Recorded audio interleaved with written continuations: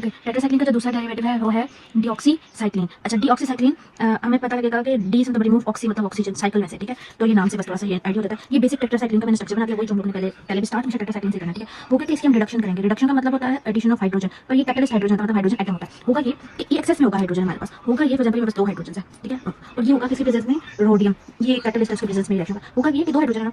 ये हाइड्रोजन क्या करेंगे, ये एक हाइड्रोजन इस OH को लेकर निकलेगा और बना लेगा, दोनों मिलकर बना लेना वाटर और वो रिमूव हो जाना, ठीक है। तो ये डीऑक्सी हो गया ना, मतलब ऑक्सीजन रिमूव कर दिया ना, तो ये हो गया। अब ये वाली चीज जो है ना बॉन्ड डेफिशिएंट हो गई थी यहाँ पे, क्योंकि इसने एक ये वाला बॉन्ड लूज किया ना, तो इस जगह पे एक हाइड्रोजन आके अटैच हो जाएगा। क्योंकि मेरे पास एक्सेस में हाइड्रोजन एटम तो यहाँ पे, लेकिन हम सिंगल हाइड्रोजन लिखेंगे नहीं, जस्ट इस स्ट्रक्चर को सेम टू सेम बना के बस ऊपर CH3 लिख देंगे, H को इग्नोर करेंगे, तो स्ट्रक्चर सेम टू सेम बनेगा। बस यहाँ पे जो है ना OH रिमूव हो जाएगा।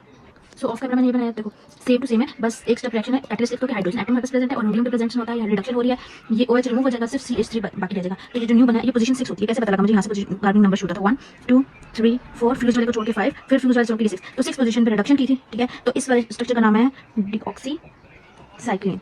तो ये क्या है, डेरिवेटिव ऑफ टेट्रासाइक्लिन। तो ये एक स्टेप रिएक्शन था। टेट्रासाइक्लिन का एक और डेरिवेटिव है जो हम लोग सिंथेसाइज करेंगे, मोनोसाइक्लिन। बिल्कुल आसान है। सबसे पहले फर्स्ट स्टेप में जितने भी डेरिवेटिव्स हैं, फर्स्ट स्टेप में हमने टेट्रासाइक्लिन निकालना होता है। तो एक दफा मैं बताऊंगी कि टेट्रासाइक्लिन कैसे बनता है, तो फिर उसके बाद जो है पहले 4 ऐसे रिंग्स बना लेंगे, फ्यूज रिंग्स, सही है। 4 फ्यूज रिंग बन गए, ये देख लेना एक दफा सही से यहीं से, ताकि क्योंकि आगे जो है ना फिर आसानी हो जाएगी। 4 फ्यूज रिंग बनाए, फर्स्ट रिंग को ऐसे ट्रीट करो जैसे कि बेंजीन रिंग है, ये अल्टरनेटिव डबल बेंजीन रिंग, ठीक है। सेकंड रिंग को ऐसे ही बिल्कुल without any bond, third ring में नीचे आएगा डबल बॉन्ड, और फोर्थ रिंग में इधर ऐसे ऊपर आएगा, ठीक है। ये इसका बेसिक स्ट्रक्चर है। फिर उसके बाद आ जाते हैं नीचे वाले की फीलिंग पे। फर्स्ट वाले पे लगाना है यहाँ पे OH, फिर अल्टरनेटिवली डबल बॉन्ड O, फिर OH, फिर डबल बॉन्ड O, और फिर इसको यहाँ से आगे लेके जाना V, यहाँ पे लगेगा डबल बॉन्ड O और NH2, ठीक है। अब ये देखो 2 डबल बॉन्ड O हो गया ना इकट्ठे, इधर इधर और इधर, यहाँ पे OH 2 हो जाएंगे, ठीक है। ये नीचे से कंप्लीट हो गया स्ट्रक्चर। अब ऊपर की तरफ आते हैं तो ऊपर में जो फर्स्ट वाला कलर है उसके साथ आ जाएगा OH, सही है। जो सेकंड वाला ये आएगा HCl में हमने पढ़ा था, वहाँ पे N आएगा, N नाइट्रोजन, और नाइट्रोजन के साथ 2 ऐसे CH3 होते हैं। तो मैं इस तरह स्ट्रक्चर तो कॉम्प्लेक्स लगेगा अगर मैं CH3 ऊपर लिखूं, तो मैं ऐसे करती हूँ कि इसको आगे ऐसे CH3 होल ट्वाइस, इसका मतलब ये कि 2 CH3 ग्रुप ऊपर ऐसे अटैच है, ठीक है। आसानी के लिए मैंने ऐसे लिखा। फिर उसके बाद ये वाला रिंग खाली है। अच्छा, ये वाला जो नीचे डबल बॉन्ड O था ना, तो इस वाले के इससे ऊपर वाले साइड पे OH आएगा। अच्छा, अब यहाँ पे होता है कि बेसिकली यहाँ पे R ग्रुप होता है, CH3 होता है टेट्रासाइक्लिन में, पर यहाँ पे हम लोग क्योंकि मोनोसाइक्लिन की सिंथेसिस कर रहे हैं तो इस टेट्रासाइक्लिन के इधर CH3 रिमूव करेंगे, ठीक है। अच्छा, अब यहाँ से नहीं, जो बिल्कुल सिर्फ थोड़ी सी चेंजिंग है, क्योंकि मोनोसाइक्लिन का हम काम कर रहे हैं, तो यहाँ पे जो ये जो टॉप है ना, ये इधर आ जाएगा क्लोरीन, सही है। और यहाँ से मिथाइल ग्रुप रिमूव हुआ है, तो इसलिए इस ग्रुप का नाम है डी मिथाइल, मतलब हमने मिथाइल ग्रुप इधर से रिमूव किया है, नहीं लिखा ना टेट्रासाइक्लिन के स्ट्रक्चर से, इसलिए डी मिथाइल क्लोरो, और ये पूरा स्ट्रक्चर किसका था, टेट्रासाइक्लिन। अच्छा, अब यहाँ तक कर लिया तो आगे बहुत आसान होगा। तो मैंने ऑलरेडी सिंथेसिस किया, मैं वहीं से दिखाऊंगी, ठीक है। स्ट्रक्चर बेसिक बनाना आ गया तो सिंथेसिस आगे से मुश्किल नहीं है। सो यहाँ से सिंथेसिस शुरू करते हैं। तो देखो ये वही चीज़ मैंने N के साथ जो CH3 इधर खोल के लिखी है, वैसे मैं अगर इसे ब्रैकेट में जैसे मैंने यहाँ पे लिखे थे मैं ये भी लिख सकती हूँ, ठीक है। सो अब यहाँ पे स्टार्ट करते हैं। ये तो सबसे पहले क्या करना है, पहले मुझे ना आसानी के लिए ना बता दो इसकी नंबरिंग कैसे है। यहाँ से स्टार्ट होता है नंबर 1 2 3 4, 2 पे और 4 पे ये माइन वाली चीज आनी चाहिए। फिर फ्यूज रिंग को कोई नंबर नहीं देते, 5 इसको नहीं नंबर देंगे, इसको 6 बोलेंगे, इसको फ्यूज वाले को कोई नंबर नहीं देना, इसको 7 बोलेंगे। हमारे काम से 7 तक, इसलिए आगे नंबरिंग निकाली है।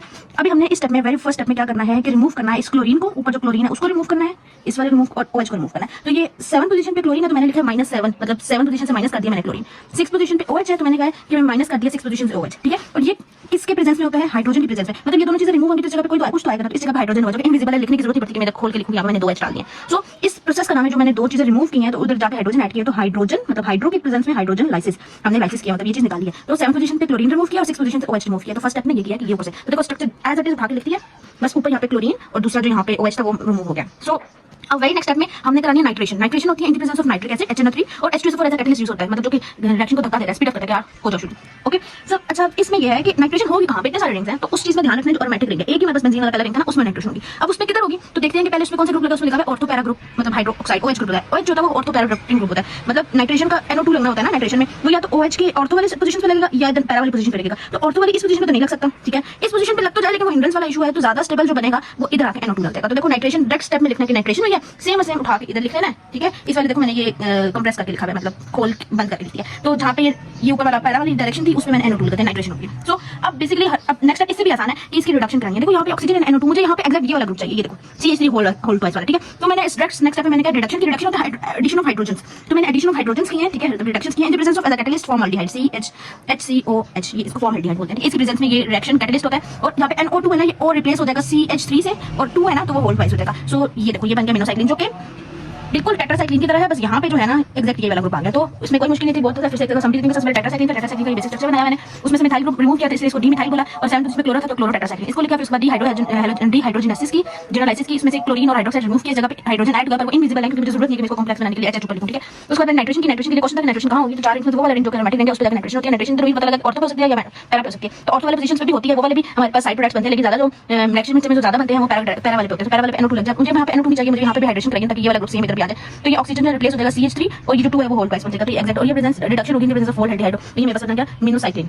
अच्छा, नेक्स्ट जो सिंथेसिस है वो टेट्रासाइक्लिन का कोडाइरेक्टिव है रोली टेट्रासाइक्लिन, ठीक है। अब रोली टेट्रासाइक्लिन के ये टेट्रासाइक्लिन का डेरिवेटिव, तो सबसे पहले इंट्रोडक्शन ऑफ सिंथेसिस स्टार्ट करेंगे टेट्रासाइक्लिन से। ये टेट्रासाइक्लिन का बेसिक स्ट्रक्चर है एग्जैक्ट जो मैंने पहले मिनोसाइक्लिन के स्टार्टिंग में बताया वही चीज है, ठीक है। ये वो स्ट्रक्चर बनाने के बाद उसके सामने इंग्रेडिएंट्स ऐड किए हैं फॉर्मल्डिहाइड और पैरालिडीन, ठीक है, पिरुलिडीन। अब होगा यहाँ पे ये बहुत आसान सा स्ट्रक्चर है, होगा ये कि ये यहाँ से ये H और यहाँ से एक H, यहाँ से H2 में से ये निकल लेंगे, ठीक है, ये N से है और यहाँ से O निकल जाएगा, ये वाटर निकाल लेंगे, H2O रिमूव कर लेंगे, ठीक है। तो ये N इस CH2 के साथ मिलके इस N के साथ अटैच हो जाएगा, मतलब ये सारा स्ट्रक्चर आएगा। फिर इसके जो NH2 में से सिर्फ NH रह जाएगा क्योंकि एक H वाटर लिखा था, फिर डायरेक्ट अटैच होगा ये CH के साथ, और ये CH डायरेक्ट अटैच होगा इस N और इस 5 मेंबर रिंग के साथ। तो मैं इसका स्ट्रक्चर बनाती हूँ, समझ आएगी। तो मैं पहले इसको ना ऑफ कैमरा एग्जैक्ट चीज बना के लाती हूँ।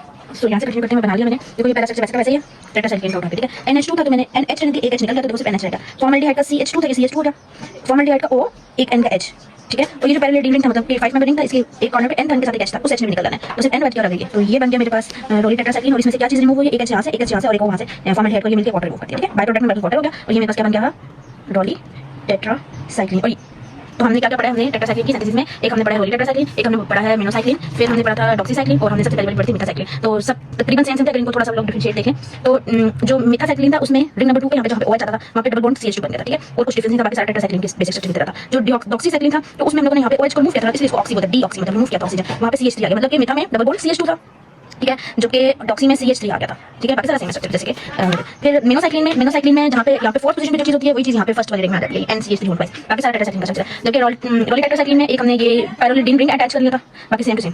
सो that's all about tetracycline. Tetracycline की 4 सिंथेसिस जो हमने कंप्लीट कर लिया।